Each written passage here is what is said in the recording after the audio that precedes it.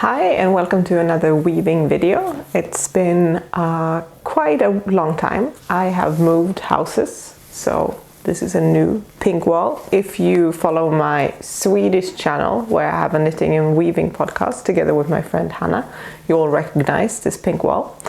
But if not, if you're not a Swedish speaker, for example, this is a new location, which is also a reason why I haven't uploaded for a very long time. I sold my house, moved location. It was a big thing in my life, so haven't really had time. But hopefully I will have some more time now for weaving and making videos, and I'm quite excited about that. I am starting a new rigid heddle project that I thought I'll make a video from. I've already started a bit, but I'm making a project using this yarn. If you hear some clip clopping, I'm dog sitting, so I have some company. I'm using this yarn. It's called Ulrika from Svarta Fåret. I got this yarn sent to me from Järbo Garn. Swedish company, because of the Swedish podcast that I mentioned. So this has been sponsored. And it was part of a kit for a sweater that is one of their kind of new patterns called the Visby sweater. So Hanna, my friend, is going to knit this sweater. She also has a kit. But I don't want to knit this sweater, and I don't have to. I instead want to weave something. So I am going to weave a shawl or like a scarf on the rigid heddle that I thought I'll make something that is inspired by this Visby pattern. And this pattern, I'll put up a picture. It is kind of a classic. It's what we would call in Sweden a Pippi sweater, like a Pippi as in a Pippi Longstocking, like the beloved child book character by Astrid Lindgren. So Pippi Longstocking has this very now famous sweater design, and it's been like made up in many different versions, and the original one is like white with blue and red. And the colors that Hanna has chosen for her kit, that I also got a version for, is this as the base color, and like this nature brown whitish, and like these as the contrasting colors. I think it's very nice. And I thought that this is something that you could also make something like rigid heddle pattern or scarf out of, using a pickup stick. So I've been experimenting a little bit for just like a little trial piece here. Tried some different versions with the pickup stick until I found something that I was happy with. And of course it's not going to be exactly like a knitted pattern, but I'm pretty happy with this thing here.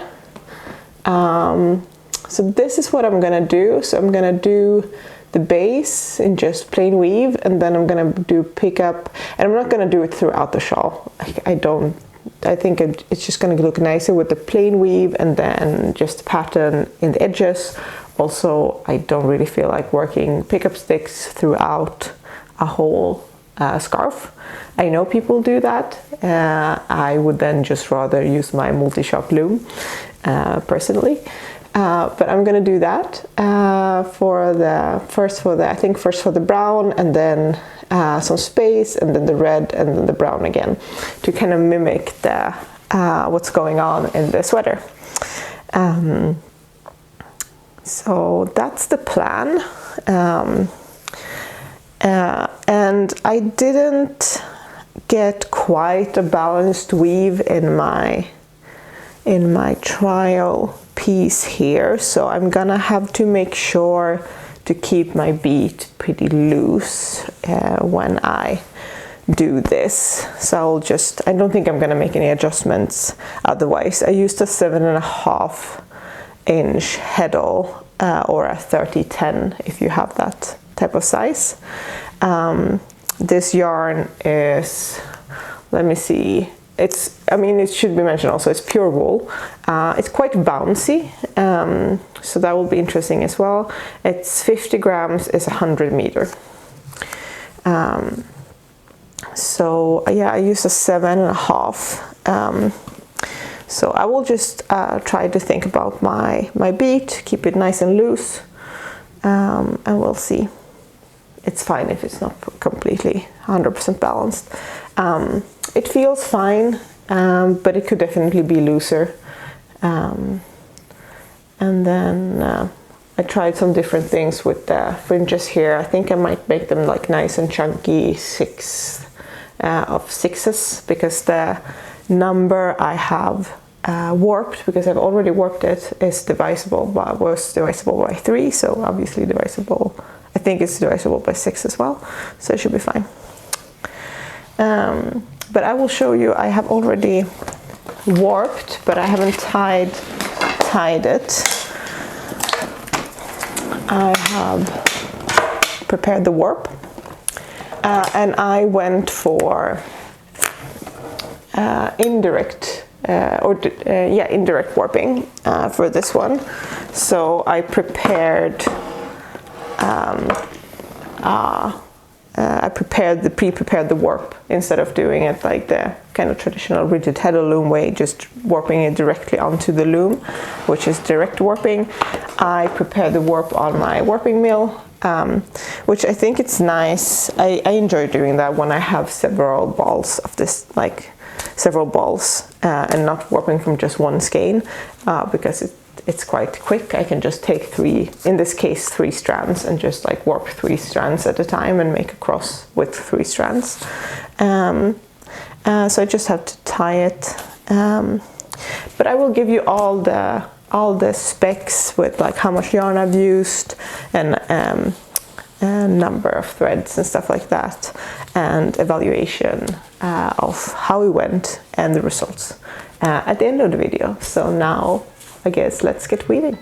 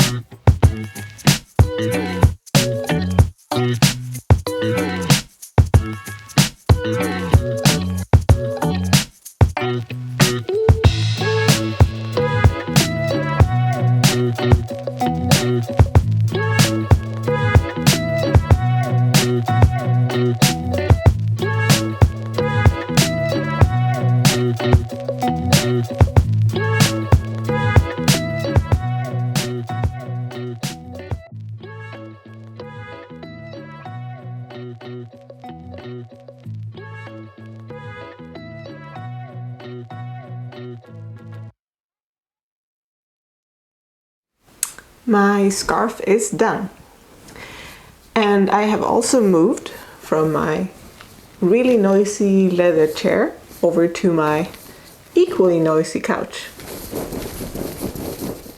Seems like I only own super noisy furniture, so we'll just have to live with that. I'll try to sit as still as possible.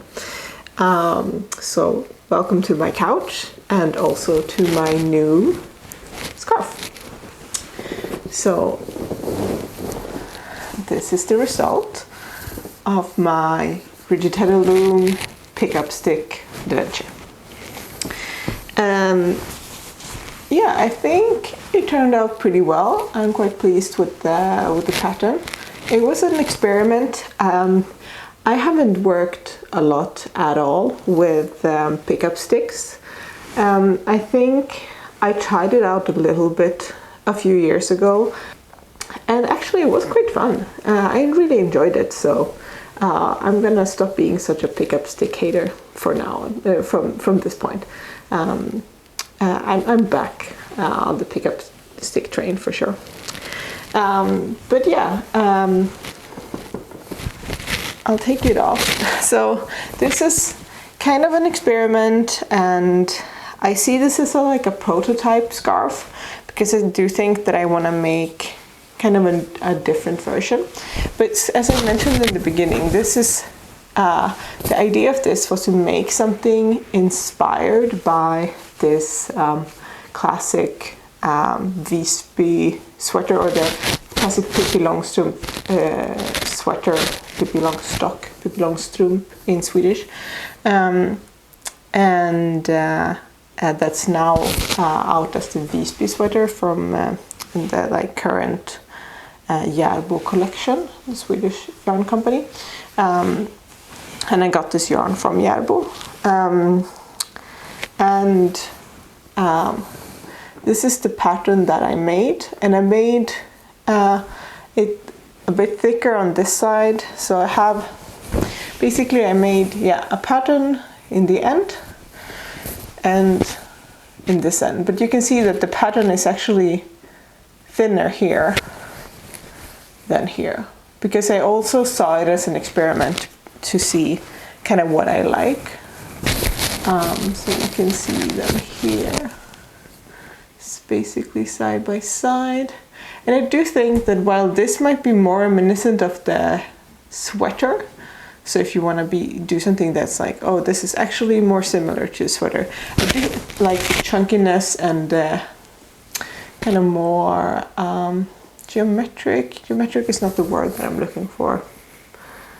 There's another word, but I can't come up with it. Yeah, but I just think I like this. And I do like also, when I was experimenting with the pickup sticks and trying different versions, I do like the back side of this as well.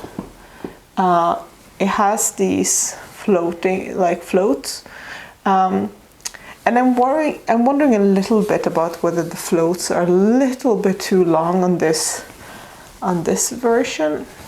Like, will you get snagged on this one? I think you might have to be a bit careful, because you can see they are quite substantial. I think the floats are better on this version, where I only have 3 rows of the pattern at the time. So the pattern for the pickup stick is that I have, with the heddle down, I'm picking up, going 3 under 1 over, 3 under 1 over, and for one of the versions, and then I'm inverting that. So with heddle down, if I went 3 under 1 over for one, I'm going 3 over 1 under for the next one. So to get the kind of opposite. So this is the right side. So 3 1 3 1 and then 1 3 1 3 1 3. So that was the pattern for the pickup stick. Quite simple. But it took me a while to figure it out, since I am not well versed in pickup stickery. But yeah, I do like this. And then what I've also done, so as I mentioned, I'm using this yarn, Ulrika, which is 100% wool and 100 meters per 50 grams. And then since I wanted this really to come out, this pattern, I'm doing double for the contrasting colors. So you could either wind it double, but what I did, I just did 2 passes, making sure to go around the outer thread on the side. So you can see here that it's actually like a double pass here. So it's not just one row, it's a double pass. So when if I say 3 rows, it's actually 6 rows. But that makes it kind of stand out. So this would also work well to have like one base yarn that's thinner and like a chunkier yarn that goes in. I also did, because I thought it would be fun if something else happened, I just did 2 of these little specks, where I did just a little piece of the pickup stick pattern with single passes. So I have 2 of these, just going, like breaking up the like white or nature colored middle section, which I think is quite nice if you have it on and you get like one of these. Well, now of course I don't get them, but if you can get them like to just like peek through a little something happening there.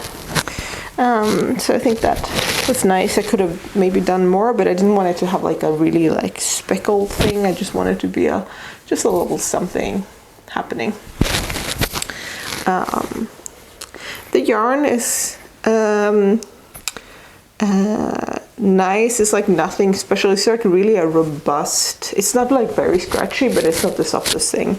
You can tell it's really like a everyday wear type of yarn, like really for knitting a sweater to use every day, or having for like a scarf to use every day. It's not like your luxury scarf type of yarn. And I think the colors are really nice and kind of unisex for the muted type of day or person.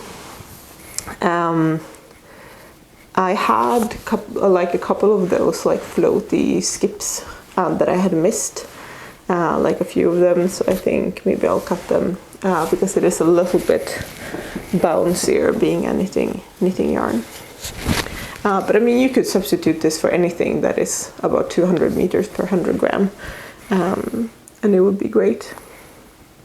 Maybe something like adding something that has a little bit of a fuss, like maybe adding a thread of mohair could be really nice to this, and then using like just a chunkier thing for the inlay would work perfectly. For the specs, just for what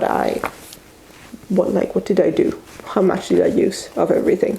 So I used in total of 250 grams of this. So I didn't use all of it, but I needed 5 balls of this for my base color. I didn't use all of I have quite a lot of the last ball left, but I needed 250 grams of this.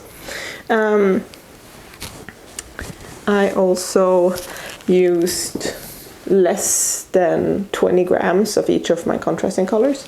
So I have 2 contrasting colors. I have one brown, this one, and then I have the more like rust color. So I think there's more than 30 grams left of each of my contrasting colors. So if you just want one, then you just need 1 ball of 50, or it's like a great scrap yarn type of project. I used 7.5 heddle or 30-10, depending on like what sizing your rigid heddle loom has. and I had planned for 175 centimeter long. You will have to calculate that to inches if that's kind of your thing. 175 centimeter long scarf, 32 centimeter wide with 10% draw-in in both, like draw-in and take-up. I ended up having almost 16% draw-in, so quite a lot more draw-in. So this is like somewhere between 30 and 31 centimeters wide now, depending how much like you stretch it when you measure it. So just over 30 centimeters. So about 16% draw-in. I mean, I still think it's kind of nice and wide. That's not really a problem. I think I kind of overdid it when I planned for it. So I think I'm quite pleased with that still. But yeah, next time I have to plan for more draw-in if I actually want it to be the measurement I'm planning for. But then the take-up was pretty spot on, 10%. It ended up being 178 centimeters, but I think it's because I did weave it like really, really, really close to the back heddle. I really made use of that warp. So with my 175 centimeter plan, and then I always plan for 60 centimeters of waste on my knitter's loom, and then the take-up of 10% for the actual woven bit, that ended up being 253 centimeters warp. So that's what I warped. And yeah, it ended up being pretty much bang on what I had planned for. So the 10 centimeter take-up seemed to be working as a solid plan.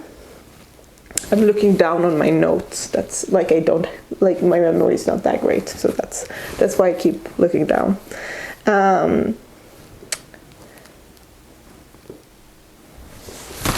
So yeah, what would I do differently? Getting pretty hot. Yeah, as I mentioned, it could be nice to have something fuzzy. I think what would be nice actually is to make this like maybe a little bit of a thinner scarf, and to increase the space between, to have like the space between being the equal size as these ones, and then just have the pattern throughout. I think that could be nice, and maybe you can make a colorful one as well. Like I'm tempted to make one like a skinnier scarf that is just patterned throughout. It would be much more work, of course, because these take way more time than the plain woven part. But I think that could look really nice, and then maybe have it be more fussy. Maybe the fussy part could go into the actual pattern part. So that's something that could be nice. I actually also, there's a piece I haven't attached. I also plan to make these like chunky